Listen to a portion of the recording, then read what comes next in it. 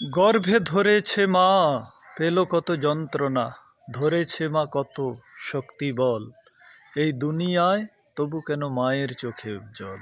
বন্ধুরা, এই গান আপনারা সকলে শুনে থাকবেন। মায়ের চোখে জল কেন? কেন মা বাবা বৃদ্ধ বয়সে বৃদ্ধাশ্রমে যায় জানেন কি? এর কারণ আমি যা চিন্তন করে ভেবে বের করেছি সেটা হলো হরির নাম। দিন রাত সেই হরির নাম গাইতে থাকা। আর হরির নামের মাহাত্ম্য এমনভাবে লোককে ব্যাখ্যা করে শোনানো হচ্ছে যে হরির নাম করলেই ব্যক্তি সব পাপ থেকে উদ্ধার হয়ে যাবে। যখন সব পাপ থেকে উদ্ধার হয়ে যায়, সে মা বাবার সেবা করবে কেন? কর্মকে তো গৌণ করে দিল, শুধু হরির নামকে মুখ্য করে দিল, যখন কি কর্মকে মুখ্য করা উচিত ছিল। হরির নাম তো গৌণ জিনিস, হরির নামের দ্বারা কর্ম শুধরাবে, কিন্তু কর্ম মুখ্য জিনিস। অর্থাৎ তুমি হরে কৃষ্ণ, তুমি কৃষ্ণ হও, হরে রাম, তুমি রাম হও। তো রাম আর কৃষ্ণের মতো হতে গেলে তো কর্মই করতে হবে না, কিন্তু সেটা তো কাউকে বুঝিয়ে বলা হচ্ছে না। হরির নাম 1000 বার, নিশি প্রহর হচ্ছে, 64,000 বার হরির নাম চলছে, কিন্তু তাতে কিছু লাভ হবে? হবে না। কেন? অর্থ কেউ জানে না।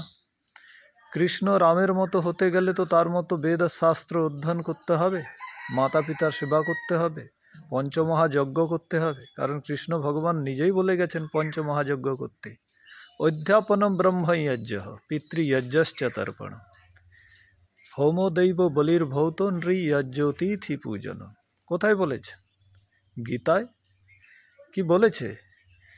অধ্যাপনম ব্রহ্মযজ্ঞ, বেদের পঠন পাঠন করাকে ব্রহ্মযজ্ঞ বলা হয়।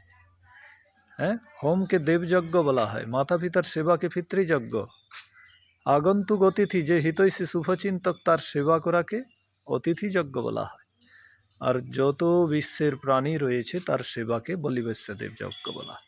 পঞ্চমহাযজ্ঞ ছাড়া দেশের উদ্ধার নেই। আর যজ্ঞ কি? যজ্ঞবেই শ্রেষ্ঠতমম কর্ম, যজ্ঞ হচ্ছে শ্রেষ্ঠতম কর্ম। যজদেব পূজা সঙ্গতিকরণ দানেশু, যজ্ঞ হলো দেবতার পূজা, সঙ্গতিকরণ আর দান।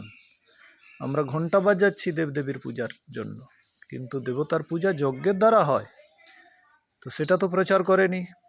যজ্ঞ করতেও বলেনি, বলে কলিযুগে শুধু নাম যজ্ঞ করলে উদ্ধার। আর নাম যজ্ঞের কথা উল্লেখও নেই গীতায়। কৃষ্ণ ভগবান নাম যজ্ঞের কথাই উল্লেখ করেননি। পঞ্চমহাযজ্ঞের মধ্যে কোথাও নাম যজ্ঞের নাম এসেছে বলুন? যেমন আশ্রমগুলোর মধ্যে বৃদ্ধাশ্রমের কোথাও নাম নেই, কারণ বৃদ্ধাশ্রম আমাদের এখানে হতোই না। এখানে বানপ্রস্থ আশ্রম হতো, ব্রহ্মচর্য, গৃহস্থ, বানপ্রস্থ, সন্ন্যাসী, 4টি আশ্রম হয়।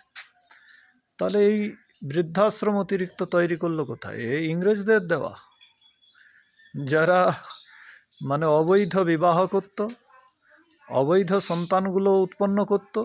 তো সে সন্তানগুলো বাপ মাকে কি আর দেখবে, চিনবে? তখন বুড়ো মা বাপ কোথায় যাবে? বৃদ্ধাশ্রমে যাবে। এটাই হতো। কিন্তু এই বৃদ্ধাশ্রমের কলঙ্ক ভারতে লেগে গেছে। কেন না? কলিযুগে শুধু নাম যজ্ঞ। যখন নাম যজ্ঞ করবে, পিতৃযজ্ঞ করবে না, তো মা বাবার সেবা কেউ করতে চাইবে? মানে জায়েজ সি বাত হ্যায়। সাধারণ একটি যুক্তি দিয়ে আমরা যদি দেখি, ভাই মা বাবার সেবা তো কেউ করবে না, তখন মা বাবা যাবে কোথায়? বৃদ্ধাশ্রমে। এটাই হচ্ছে। আর অতিথির সেবা করবে না, তো অতিথি আসবে কি করে বাড়িতে? বিদ্বান, বিদুষী, সাধু সন্ত সন্ন্যাসী ব্যক্তি আপনার বাড়িতে যখন আসবে না, আপনার পরিবারের কল্যাণ কি করে হবে? তার উপদেশের দ্বারা যে আপনার পরিবারের উন্নতি হতো, সেটা হবে না। তাই অতিথি যজ্ঞ দরকার আছে, পঞ্চমহাযজ্ঞের দরকার আছে, জ্ঞান দরকার আছে, বেদ পড়তে হবে। বেদ বিনা পড়ে আপনার মধ্যে জ্ঞান আসবে কী করে? আর জ্ঞান না এলে কর্ম শুধরাবে কী করে? কর্ম ভালো না হলে ভক্তি কী করে হবে?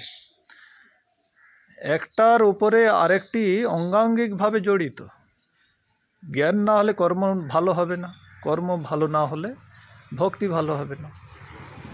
বুঝতে পারছেন? তাহলে যে ঋষিগণ যে মান্যতা দিয়েছেন সেটাই আমাদেরকে মেনে চলতে হবে। আপনি নতুন করে কোনো কিছু এই নামযজ্ঞ তৈরি করতে যাবেন না। আর কলিযুগে নামযজ্ঞ করলে উদ্ধার হয়ে যাবে, এই ধরনের ভুল মান্যতা ছড়াবেন না, এটাই আপনাদের কাছে বলবো। সবাইকে আমার নমস্তে।